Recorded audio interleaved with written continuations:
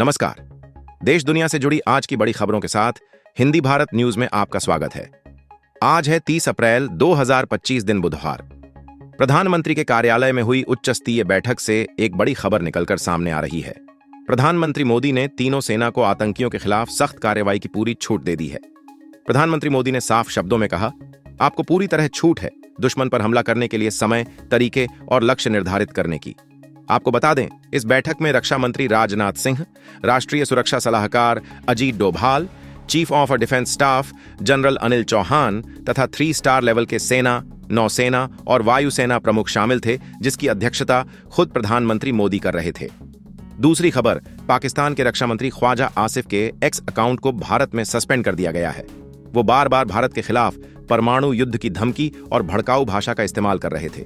बांग्लादेशी घुसपैठियों के खिलाफ अहमदाबाद नगर निगम ने बड़ा एक्शन लिया है।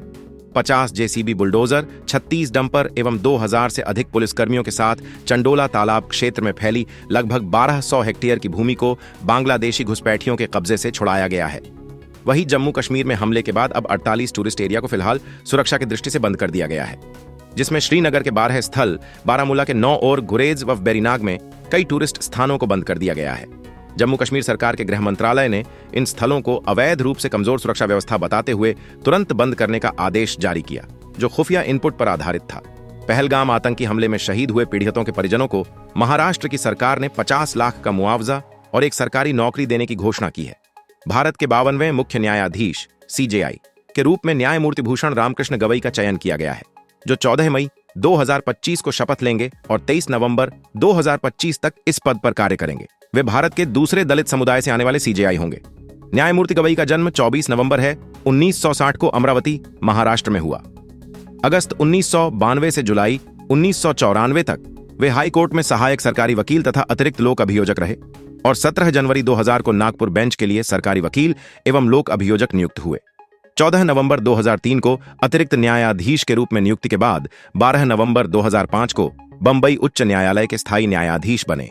24 मई 2019 को उन्हें सर्वोच्च न्यायालय का न्यायाधीश नियुक्त किया गया, जहां उन्होंने संवैधानिक, आपराधिक, नागरिक और पर्यावरण कानून सहित अनेक महत्वपूर्ण मामलों में न्यायाधीश की भूमिका निभाई।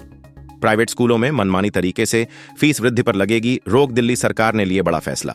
दिल्ली कैबिनेट ने Delhi school education transparency in fixation and regulation of fees 2025 bill का ड्राफ्ट पास किया, जो दिल्ली के सभी 1677 सहायता प्राप्त, गैर सहायता प्राप्त और निजी स्कूलों पर लागू होगा, जिससे अब स्कूल मनमाने तरीके से अभिभावक से फीस नहीं ले सकेगा।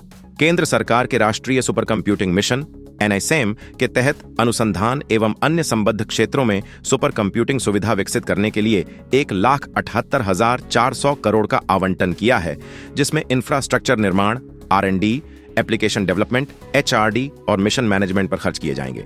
इसमें data centre, cooling system, networking तथा सुरक्षा उपकरण सहित आवश्यक हार्डवेयर एवं सॉफ्टवेयर का विस्तार भी शामिल है।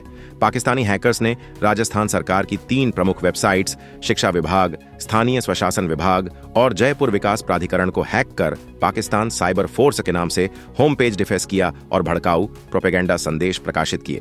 घटना का पता चलने पर वेबसाइट्स को तत्काल ऑफलाइन कर दिया गया और रिकवरी शुरू की गई। अभी तक किसी संवेदनशील डेटा लीक की पुष्टि नहीं हुई है।